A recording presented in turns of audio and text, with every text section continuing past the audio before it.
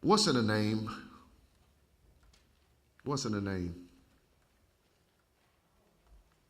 Somebody said power. I guess it depends on what you're naming. But what's in a name? A name signifies or designates what or who something is. If I just stand on the end of this stage and say, look out at you all and say, somebody, anybody, hand me that. That may cause some problems because all of you all have names, and while you could certainly, we all fit under that category of somebody or anybody, it's not specific. And then especially when I say hand me that, you don't know what that is. Am I talking about hand me a basket, hand me my Bible, hand me whatever? There's no indication of what I'm talking about. But if I put a name on it, if I say, well, she's gone now, had to go out and deliver somebody's baby. But if my wife was still sitting on the front row and I said, hey, Lisa, hand me my Bible, now we get some specifics. Now she can move. Now we understand what's going on because I have named the person that I'm talking to and I have named the thing that I asked. So what's in a name, whether we're talking about the name of someone or something, it is important because it signifies identity of who they are. But we find as we go through Scripture that the name of a person does not only signify or identify who they are, but it also tells a lot about their attributes. It tells about their character and possibly even their purpose and their destiny in life. And so as we're talking this year for the next 50, what is this? I lost track of the Sundays now, but for whatever we got left in the year, every Sunday we're going to be looking at one of the names of Jesus Christ because his names signify his identity and his attributes. But if we go through the Bible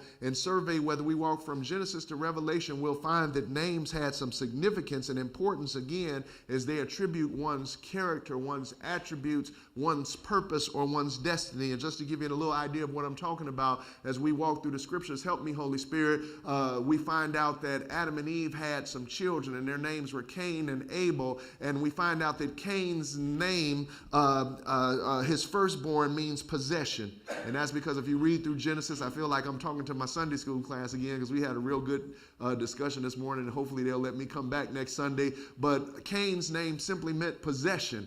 Eve said, I've gotten a man-child, or God has given me a man-child to possess. And so Cain's name means possession. After Cain slew his brother Abel, God allowed Eve to become pregnant again, and she had a son by the name of Seth, whose name means compensation, because she said, the Lord has compensated me with another child for the child that I have left. Well, I'm just trying to set this up to let you know that there's some significance in the meaning of someone's name, and we're going to get into that as we talk about the name for Christ today. But let's move from Cain and Abel to Abram. Abram's name meant father. He was to be a father, but when God calls him from his family and his kindred in Ur, he tells him that I got a purpose and a plan for you to make you the father of many nations. And so his name will no longer be Abram, but Abram or Abraham, which means the father of a great multitude. And we can just walk down a genealogical line.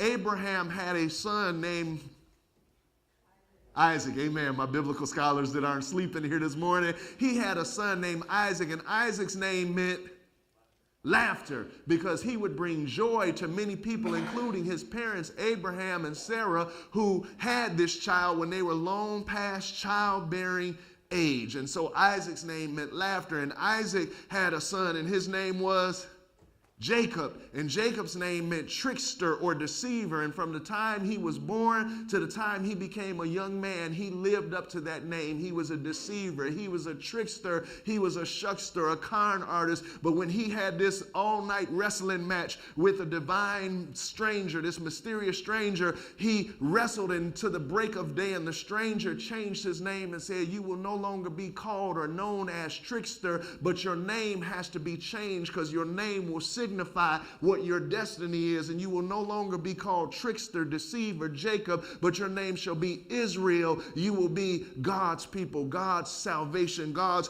And so we're just talking about that there's power in the name, and we can walk through the Bible. Moses, whose name literally means drawn out, was drawn out of the river by his sister and was nursed by Pharaoh. His name not only indicates how he started in life, he was drawn out of the river, but his name also indicates indicates what God would do with him and the purpose and destiny that God had for him. God said, Moses, just like you were drawn out of the river, I'm going to commission you and draw you out to go back to Egypt and draw out my children that I have given to Abraham, that I may bring them out of darkness into a light, that I may bring them out of bondage into a promised land. So I could go through scripture. We could go, like I said, from Genesis to Revelation, but I'm just trying to set the stage to let you know that there is significance in a name because it designates the character, attributes, as well as the destiny or purpose of the one that is named. You say, why did you have to set all that up? I'm glad you asked, because if the names of ordinary people in the Bible have weight and significance, when we talk about the names that are attributed to Jesus in the Bible, they are not just cute names or subtitles that we give to our Savior, but they have a purpose because they indicate his character and his attributes and his purpose and his destiny. And watch this, not only do they show who he is, but who he is has a divine impact and a personal and specific impact on each and every one of us. Amen? Whether we want to admit it or not, who Christ is and the names that he has, because we find out in scripture that names are not just given. Today we name our kids some of everything, and whenever I run across people with interesting names, I always ask, what does that mean? And sometimes they'll tell me, this means this means that. I've got a lot of friends in Nigeria and from Nigeria, and their names always mean something, first and last. Always means something. If you go to Haiti, if you go to Nigeria, you will find out that many of the names have significance. If you talk to many people from the Middle East, their names have significance. Now, every now and then we're running into some people and they got these strange names. And name is Henry, and they spell it with 2 X's and a K. And you ask, what does it mean? And it doesn't have any meaning. But the names that were given in the Bible times have significance. And again, the name of Jesus Christ is significant because it will impact every human being, because his names are not just cute names that we like to call him in the church, but they signify who he is, and that impact will impact all of us. Watch this. Jesus, in fact, his name, Jesus or Yeshua, or what we, terminology today, we call him Joshua, but the Jewish pronunciation would be Yeshua. That means God's salvation, or God is salvation. And he came into the world to do what? Save folks. And to those who believe on him, he will become Savior. But to those who reject him, he will become a judge. Don't be mistaken, my brothers and sisters. The name of Jesus Christ has great significance to all of us, whether we believe in him or not.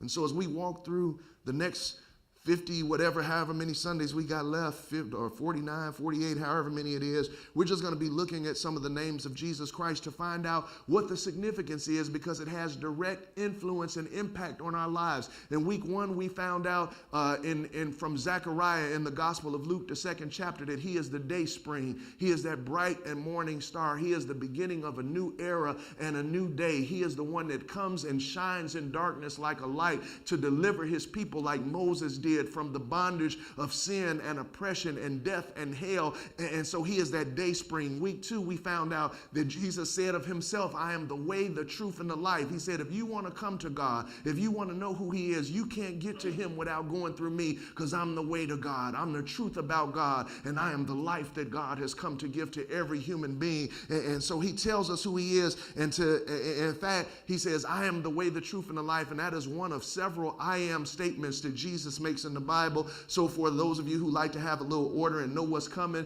the next 4 or 5 weeks, we're going to talk about those I am statements. I am. Amen. I am the bread of life. I am the light of the world. I am the good shepherd. We're going to talk about those I am statements. But today we're looking at the first part of that, and that is simply I am. I am. In John 8:58, John, the Gospel of John, the 8th chapter, the 58th verse, one verse. And I don't like to take one verse without giving it context, so I'll give it context. In fact, we're going to unpack a lot this morning in a short amount of time, because I'm almost done. I don't know why you all always like to laugh when I say that. Make our visitors think that you all are some unbelievers. But anyway, John 8:58, one verse, Jesus is speaking to the Pharisees and the Sadducees who have been debating with him and arguing with him. And I'm going to set the context up, so I'm not going to get into all of that now. But he's talking to the Pharisees, to the religious elite, to the scribes and the elders and the priests. If we could put it into today's terminology, he's talking to the leadership in the church. He is teaching from the treasury in the temple. And he says, truly, truly, I say to you, before Abraham was born, before Abraham was conceived, before Abraham even existed, I am.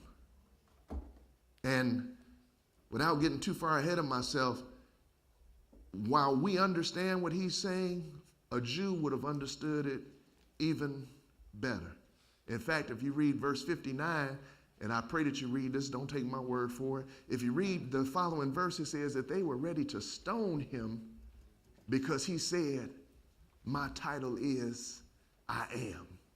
Because the Jew understood, the Pharisee, the scribe, the elders, the people in the temple also understood that there's significance in a name, because a name speaks to one's attributes and character and their destiny and purpose. And so if he says I am, he is claiming himself to be God. Because where do we find I am? If you don't mind, in Leviticus, the 19th chapter, and this, I'm gonna read the whole thing because it plays together, and I'll talk about it. But in Leviticus 19, this is NIV version. What is Leviticus? Leviticus is the law. It is God giving the laws to Moses. It is God telling the people how they are to behave and how they are to conduct themselves and how they are to live, because he has drawn them out of darkness into a relationship with himself. And so he simply speaks these words, Moses, in Leviticus. It says, the Lord said to Moses, and I just want you to listen to it, especially as we think about this name, I am, and we think about the significance of it. The Lord says to Moses, speak to the entire assembly of Israel and say to them, be holy, because I, the Lord your God, am holy. If we could read this from the Hebrew, or from the Hebrew, he says, be holy, be separate, be different, be consecrated and set apart, because I am. Jehovah, the existing one, self-existent, other. He says, I am holy, and I am your Elohim. I'll get to that in a few minutes, because everybody had an Elohim. Elohim is a name for God, but it is a generic term, like when we say God. Somebody will catch that in a few minutes. Like when we say God, because God is like, I don't know if they have it down here. I seen Milky Moo. I haven't seen many 31 flavors. Do they have 31 flavors in Alabama? Baskin Robbins, 31 flavors. God is like, what'd you say? In Dothan? All right, I'll be going. I ain't going to Dothan because Celeste is here and they own that. I'm giving you a free plug, Brother Page and Sister Page. They own the yogurt shop right down the road on Bo Weevil Circle. So we're not going to go all the way to Dothan. We're going to go right to the yogurt shop after. Amen. Amen. All right. You can put the check in the mail later. Hey, man, I gave you a free shout out. But religion is like 31 flavors. You can go into 31 flavors, and they got just about everything you want, and you can get sprinkles on it. And so it used to be a time when you talked about God, at least in our context, we knew who we were talking about. But today, when you talk about God, you better get some clarification, because God to some people may be a crystal. God to some people may be a concept. And so God says, I know that you got this generic term for me, but I am your Elohim. And so you be holy, because I'm holy. Let me read through this and we'll get to where we're going. Each of you, just listen to it, because God is the same today. And even though we're no longer under the law, God's character does not change because of who he is. He says, each of you should respect or honor your mother and your father, and you should observe my Sabbaths. I am your Elohim. Do not turn to idols or make metal gods for yourself. I am the Lord your God. And I know, thank God, we say, well, we don't make any metal or molten idols today. And when I was reading this, I thought about it. I said, yeah, we may not bow down to them, but we sure swing them. We sure drive them and wax them. And he says, don't make any idols out of anything. He says, because I am your God. When you sacrifice a fellowship offering to the Lord, sacrifice it in such a way that it will be accepted on your behalf, and it shall be eaten on the day that you sacrifice it or the next day. But anything left over on the third day must be destroyed, burned up. If it is eaten after the third day, it is impure, and I will not accept it. Whoever eats it will be held responsible, because they have defiled what is holy to the Lord, and they should be cut off from their people. When you reap the harvest of your land, do not reap the very edges of the field, or gather the gleanings of your harvest. Do not go over your vineyard a second time to pick up every little grape that's fallen. Leave some for the poor and the foreigner, because I am. Don't steal, don't lie, don't deceive one another, don't swear falsely by my name, and don't profane my name, because I am.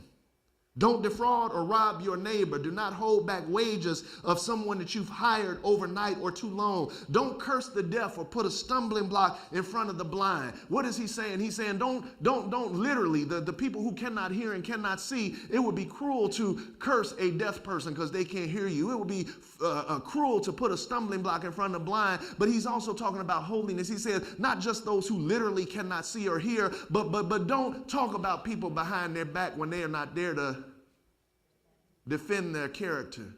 Don't cause somebody to stumble because they don't really know what your motives are for why you do what you do. And he says, and I'm demanding that you do these things or do not these things because I am. Don't pervert justice. Don't be partial to the poor or show favoritism to the great, but judge every person fairly. Don't go about spreading slander among people. Do not do anything that endangers your neighbor's life. I am. Do not hate your fellow Israelite in your heart, and rebuke your neighbor frankly, so you will not share in their guilt. Do not bear a grudge or seek revenge against your own people, but love your neighbor as yourself, because I am. Keep my decrees. Don't even make different kinds of animals. Don't plant your field with two kinds of seed. Do not wear clothing woven out of two kinds of material. And he goes on and on and on. And throughout Leviticus, I could read the rest of it, but I think you get the point. God refers to himself by the personal name I am at least 15 times. Now you say, what does that have to do with 8:58 and Jesus calling himself I am? Well, let's unpack it a little bit further. Why do we first hear God use this title? I am. Who? Moses, thank you. I couldn't hear you, but you're absolutely right. The first time we see this is in Exodus chapter 3. Moses, who was drawn out of the water. Moses, who was raised as a son to Pharaoh. Moses, who now some 40 years later is at the foot of Mount Horeb, keeping his daddy or his father-in-law's cattle, is just out there with the sheep, thinking it's an ordinary day. He's doing what he usually does, watching over his father-in-law's sheep. And God, Elohim, introduces himself to Moses by way of a burning bush. Gets Moses' attention and begins to speak to Moses. And the first thing he said, help me, Holy Ghost, because I only got 20 more minutes and I need to preach this thing. He tells Moses, first of all, when he shows up and Moses sees this bush that's burning but is not consumed, and God speaks to him and calls him by name. Moses, I am, knows you. He knows who you are. He knows where you're at. He knows where your wilderness is. He knows what our jobs are. He knows what we're doing. And most of all, he knows the significance and purpose that he has given to us. And he meets Moses and he says, Moses, take your shoes off because you're on holy ground. Let me just take a little sidebar to say right here, this is why we reverence God when we come into the sanctuary. This is why we reverence him when we speak, or at least why we should reverence him when we speak of him, because he is unlike anybody else, and anywhere his presence is, it becomes holy ground. There was nothing holy about the base of Mount Horeb. Moses had taken the sheep out there plenty of times before, and I don't want to get too graphic, thank you, Holy Spirit, so I won't, but he had grazed the sheep and the cattle out there many times, so let's just say the ground was well fertilized. There was nothing holy or special about it until God showed up. And when God showed up, he told him, take your shoes off because you are a common person in the presence of what is holy. And when God shows up where God is, makes it holy. So let's just jump into 2018 for a minute. If this is his holy sanctuary, then there needs to be a sacred place where God is revered as other. Help, speak, preacher. I'm glad you said that. I'm glad you said that. Let me speak. It's not about whether you can eat a donut up in here or drink some coffee. We know nobody is going to hell because they eat a donut or drink some coffee, but there needs to be a sacred place where we come into the presence of God and acknowledge him as other, because he is not like anyone else. And he tells Moses, where I am, you're on holy ground. Let me say this and I'll move on. I'm not beating anybody up. I'm just talking about what I'm talking about, because it's to bring glory and honor to the other, the I am. Watch this. As Moses got to know God, he would go into the mountain and talk to him face to face, had an intimate relationship with God, but he never lost sight of the fact that God is holy. And I said it this morning in the Sunday school class. I said it to somebody last week, and I'll keep saying it until there's no more breath in my body. I believe, and I'm part of it because I was part of it. In the last 25 to 30 years, the church has done either a good bad job or a bad good job of stressing the importance of a personal relationship with Jesus Christ to the point that we have robbed him of his deity. And what I mean by that, I don't want anybody to leave here and say, well, Pastor said we shouldn't have a personal relationship with Jesus Christ. No, we should, but the more we get to know God, the more reverence we ought to have. Just because we can meet him now through the veil that Jesus Christ has rent through his blood does not mean that we ever approach God in a casual way, because he is always other. And wherever he is, it is a holy place. And thank God, through the grace of Jesus Christ, he gives us the right to come boldly before his throne, expecting to find grace and mercy in our time of need. But let us never fail to believe that he is other. He is not the big guy upstairs. He is not my spiritual homie. He is other. He is I am. And he tells Moses, take your shoes off because you're on holy ground. Then he tells Moses what he's commissions him to do. I want you to go back because I have seen my people. I have heard their cries. And you go back and you tell Pharaoh, let my people go. You go back and tell my people that the God of their fathers, Abraham, Isaac, and Jacob, is setting them free. Moses, just like us, has the same tendencies. First, he tells God, I can't do what you're asking me to do. Anybody ever been there? Some of us right there now. Lord, I can't do what you're asking me to do. I can't even leave it alone, Calvin. I get myself in trouble. Y'all don't want you to think I'm talking about you. I'm talking about myself. But Lord, how am I going to go back and lead somebody out of Egypt and I won't even apologize to the person sitting next to me? How am I going to do some great ministry for you and I don't even want to give you a tenth of my paycheck? How am I going to do anything for you and I don't even like the folks you sending me to? But he tells Moses, go back, and Moses says, Lord, I can't speak. Even though I've been raised in Pharaoh's household and probably can speak the Egyptian language better than, I'm not good at speaking. I'm not qualified. I'm not able. God deals with that issue. And then Moses has an even more pertinent question. He said, when I go, it's bad enough you got me going to Pharaoh, the leader of the known world at this time. It's bad enough you got me going to him with a stick talking about let my people go. He got chariots, Pharaoh packing, he's strapped.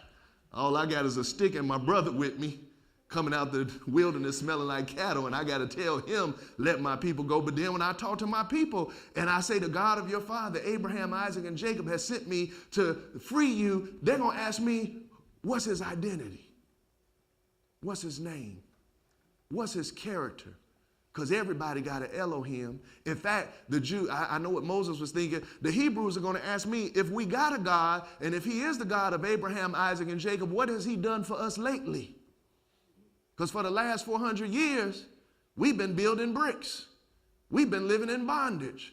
We've been treated like the tail and not the head. And that's not what he promised Abraham. And so who is this God who is stronger than the Egyptian gods that keep us in bondage? And God responds to Moses. He doesn't beat Moses up. He don't say, how dare you ask me? He said, when you go back, tell him I be that I be. I know that's not correct English, but remember, God is other, so he can get away with that. So I don't need you all writing me any letters this week talking about I used incorrect English. I'm saying exactly what God says. He says, tell them I am that I am. I exist because I exist. I be because I be. He says, in other words, go back and tell them I am other. Unlike any other Elohim. Now watch this and we'll move on, because I said I was going to be done in a few minutes and I'm not going to lie today. God is the only one, we're talking about the significance of a name. God is the only one who can wear the title, I am. I'm going to say that one more time because not in this church, but somebody watching this on YouTube may feel like they all that in a bag of chips. And every now and then God has to bring us down. God is the only one who can wear effectively and rightfully the title, I am. And if you still don't believe it, you're still too puffed up or somebody's still too puffed up, let me share this with you. And I'll use myself as an example so you don't think I'm talking about you. I am. Hey. I am. But you know why I am? I am because Anita and Calvin, 52 years ago, got together and had me. If my wife was here, Lisa, Dr. Lisa, she is, or she am, if I can keep the same syntax, she is because Charles and Odessa, her parents, came together and had her. And if you're sitting here today, you are because of somebody. You didn't get here on your own. You didn't just poof, pop up, and there you are. Some of you trying to act like that, but you haven't because you look just like. You want to make somebody mad. I don't even know why my mind going there. Stay on track, Calvin. But you want to make somebody mad, especially women. Tell them you just like your mother. I don't know, ladies. That's another conversation for another time. Men, if you tell them sometimes they just like their dad, they'll stick out their chest and be like, yeah, because my dad was all right. But you tell ladies, you act just like your mother, and they will, boy, you're going to have some repercussions and consequences. But we are, because somebody else existed. We got cars all over this parking lot, and they have the stamp of their creator on them. Ford, Nissan, Chevy, whatever it is, Hoopty, whatever it is out there. It has been made by somebody. That car didn't just pop up. Those chairs that you're sitting on were manufactured by somebody. But God is the only one that can say, I am because I am.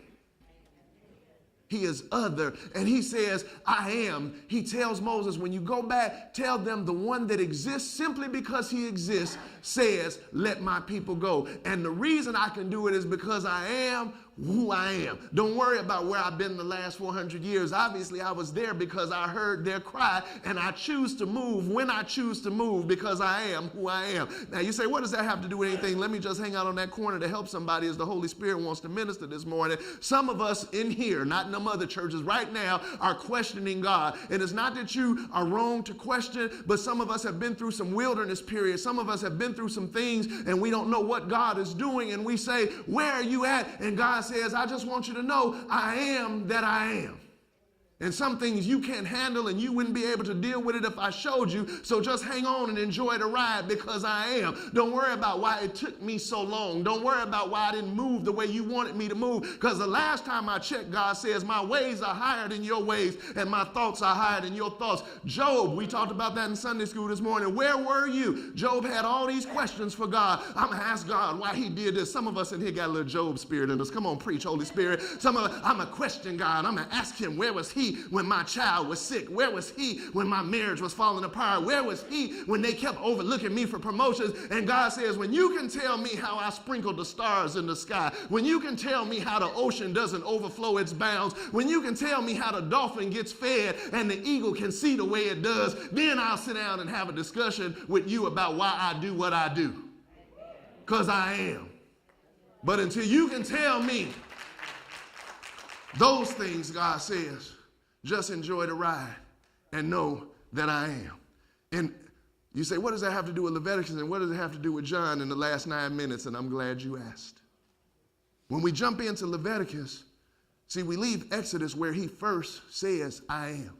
Where he introduces himself for the first time as I am. He introduces himself to Moses at the foot of Mount Horeb and gives Moses a commission for him so that his people can be delivered. When we get to Leviticus, what's going on? The people have now been delivered. They're out in the wilderness, and guess where they're at?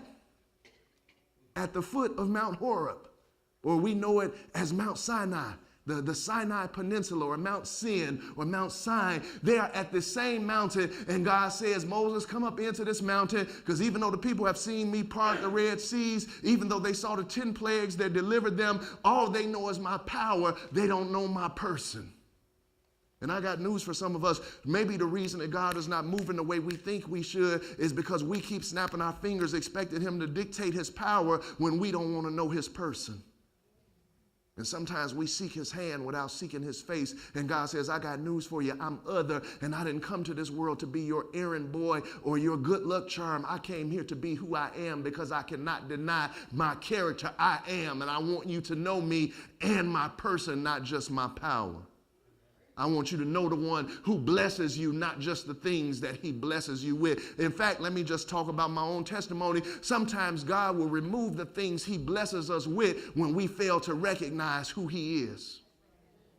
Because he says, you have made those things an idol, and you shall have no other gods before I am. So he brings them to the foot of the mountain, and he tells Moses, just like I introduced myself to you, now I'm going to introduce myself to the people. And he says in this book of Leviticus 19, which parallels the beginning of the giving of the law in Exodus 20, he says, I'm giving you these laws, these decrees, these statutes, not so my people can establish a religion, don't miss this, not so they can establish a religion and still ignore my person. Not so they can offer sacrifices and come to the tabernacle and later the temple and do religious stuff and still don't know who I am. The base of Mount Horeb, he tells Moses, this is what you're to tell the people. And he sanctifies it or authenticates it by 15 times saying, I am. I am that I am. Now let's jump into John and we'll be finished. You say, what does all that have to do with this? In John 8:58, Jesus makes a statement. He says, before Abraham was, before the father of modern day and ancient religion was, I am. Before Islam, before Christianity, before Judaism, I am. Why does he make this statement? Because thank you, brother. I'm shining too much. I'm blinging up here. But Eddie said, you about to blind me. If that light hit that bald head one more time, we're going to have some repercussions and consequences. He says, I am. Why does he say that? In the beginning of John, the 8th chapter, Jesus is in the temple, the Mount Zion, in the temple, in the treasury, and he's teaching, and the scribes and the elders bring a woman caught in the act of adultery, a Jewish woman, and it says they caught her in the very act of adultery. I'll let that settle in your mind because we got young folks in here. And they bring her to Jesus in the temple, in the treasury, and throw her, probably scantily clad, hair disheveled, in his presence and say, Master, we caught this woman in the very act of adultery. The law said we should stone her, and we getting some rocks right now. What do you think? The Bible says Jesus just kept writing in the dust. You say, what does that have to do with anything? I'm just setting up the story. But take that back to Leviticus, because in Leviticus, he says that we're supposed to treat our brothers and sisters with a modicum of respect, and we're supposed to keep the statutes of God. Do we excuse her adultery? Absolutely not. And that's not what I'm talking about. I'm talking about I am. But what Jesus was showing through this 8th chapter is you are already violating what I am has told you. Because I am did give some laws about adultery, but it said the male and the female. And if they caught her in the very act, where was Jethro? Where was Leroy? Where was Pookie and Ray Ray? Somebody was with her. But they only bring one person. And they bring one person in violation of I am. And so all throughout John 8, they argue with him about the woman caught in adultery. They argue with him when he talks about being the light of the world that we're going to talk about in a couple of weeks. They argue with him and they tell him your testimony is not true. You can't be that. And they start arguing about religion and you say we're in bondage and we were never in bondage to anybody. Hello, Leviticus, did you forget that God gave you these laws after he bought you out of Egyptian bondage? Did you forget that you were enslaved for 400 years? Did you forget that your own territory now is being occupied by the Roman government, yet you say we were never in bondage? Jump into 2018 and many of us say we were never in bondage. How is it that we get spiritual amnesia and forget about what I am has done for us? And it's so easy to look at other folks who are still in bondage, who are still struggling with stuff, and pass judgment on them and say, you ought to be like me, and we forget that if it were not for his grace, we would still be there. Some of us, let me leave that alone, leave it alone. Ink not even dried on the baptism certificate yet. And we trying to tell somebody else how to live instead of introducing them to I am. Because I am is the one who saved, and I am is the one who delivered. So they argue with Jesus. We were never in bondage to anybody. And Jesus said, but the Son will set you free if you do my word, if you keep my statutes, if you really knew who I was, you could be set free. And they argue back and forth, and they tell him, they start talking to him about Abraham and the religion and the laws. And Jesus makes this statement. He says, I want to tell you something. Before Abraham was, I am. I am. I am. He uses the same word that God introduces himself to Moses. The same name, watch this, that as messed up as some of the Hebrews were, they still had enough reverence not to even call his name because they said he is too holy and we just take God's name and throw it on everything. God said, God put it on my heart. God showed me. You better be careful because he is I am. He doesn't take using his name lightly. He doesn't take using his name in vain or profaning it lightly. Read Leviticus, and what do we say about profaning his name? Not just putting a curse word on it, but he said it is a profanity. It is to mock my name, to say that you are my children, and then don't act like me. Then don't reflect me. I told you all before, and I'm going to move on because I got 2 minutes. My grandfather used to tell me all the time, when you get out, and I wasn't even a Smith, I was a Malone. And he would tell me all the time, when you get out, don't mess up the family name. Which one?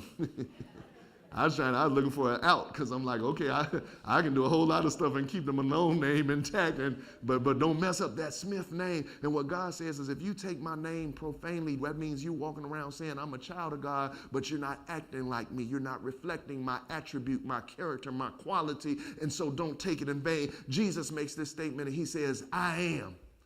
And I got 1 minute, I have some more, but let me get to the point. At this point, when he declares, I am, as I said earlier, everyone that was present knew exactly what he was saying. Notice he didn't finish the sentence with anything else but a period. I am. Case closed, story over, end of discussion. He didn't say I am and add something to it as we discuss next week. I am the bread of life. I am the light of the world. He adds other things to it, but right here, he closes off the argument with the religious elite because he knows they know what he's saying. He says, I am. In other words, I God.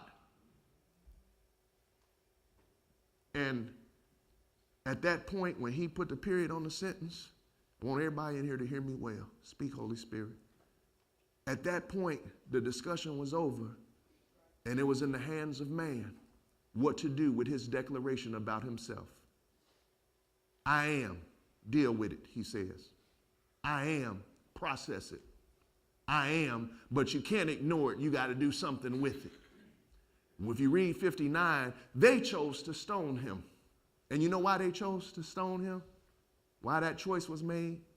Because either he is who he says he is, or he is a blasphemer and a lie.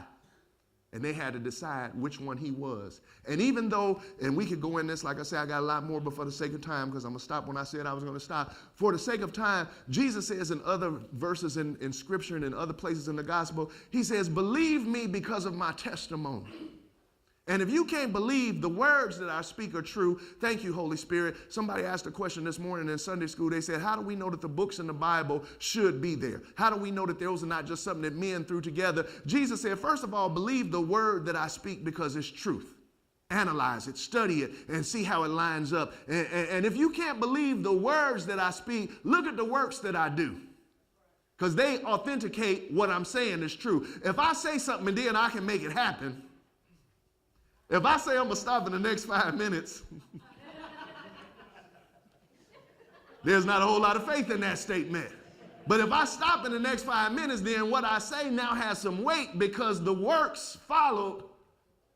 Jesus said, if I can say to somebody, remember he told somebody that was lame with the palsy, he said, take up your bed. No, he said, your sins are forgiven. And the Pharisees, these same folks arguing with him, say, how can he forgive somebody's sins? He's not God. He says, so that you may know that the Son has power and has authority, take up your bed and walk. If you don't like me saying their sins are forgiven, you're going to trip out when I raise them up off of this sick man. What was Jesus saying? If you can't trust my testimony, look at the works that I've done. Has anybody else ever turned water to wine? Has anybody else ever walked on water? Has anybody else ever spoke to the blind and they received their light? Laid hands on those that are paralytic and they get up and walk? Has anybody ever called a man from the grave and said, get up, and he came out the grave and they had to loose him and let him go? He says, if you don't believe me, believe the works. But watch this. You got to do something with who I am, because you can't just go away from the end of this sentence and leave me like you found me. I am.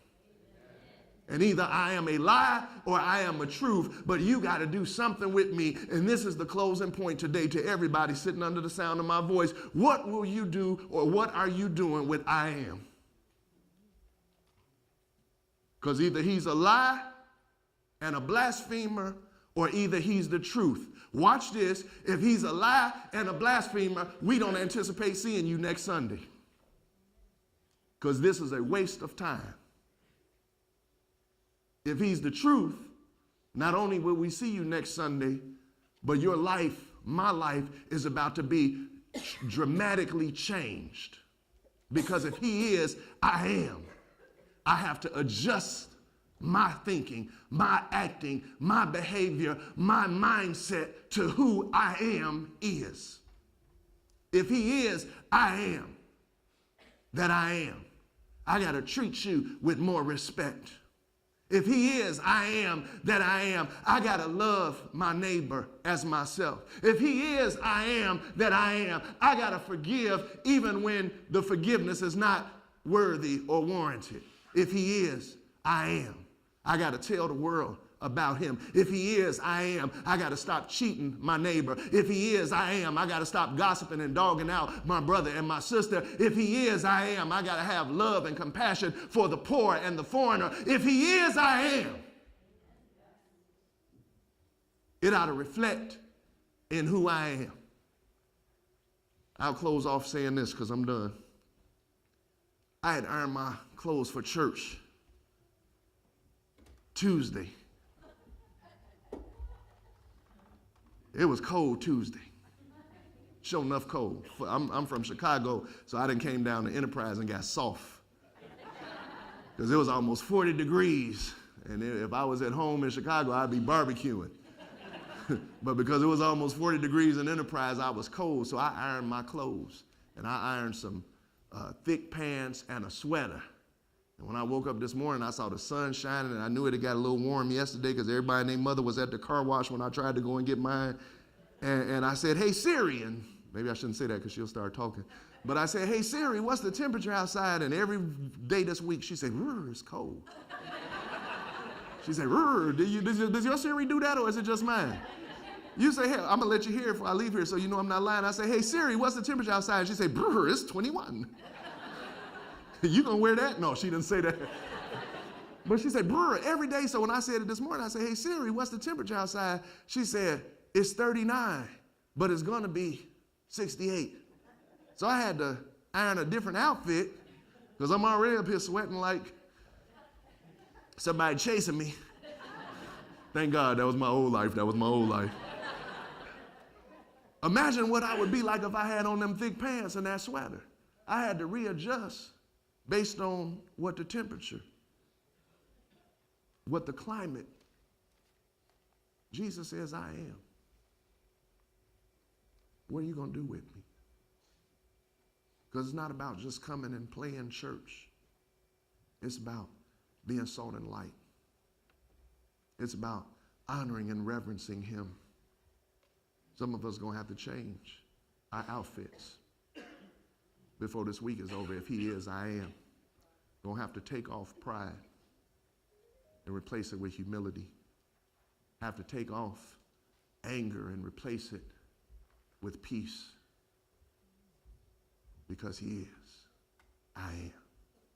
And his name signifies his attributes, his character, and his destiny, and his purpose. And not only that, but the names of Jesus Christ impact or should impact and influence us. And so as I go to my seat, I simply ask the question, what are we going to do with Jesus? What are we going to do with him? Because he didn't ever say in Scripture, I'm just the religious figurehead of Christianity. I'm just a good man to follow. I'm just a good teacher. He says, I'm either all that or nothing at all. And now that you have heard, just like he told Moses, and just like Moses were to tell the children of Israel, I simply stand as a servant of the Most High God before his people this morning to tell him that he said to tell you, I am.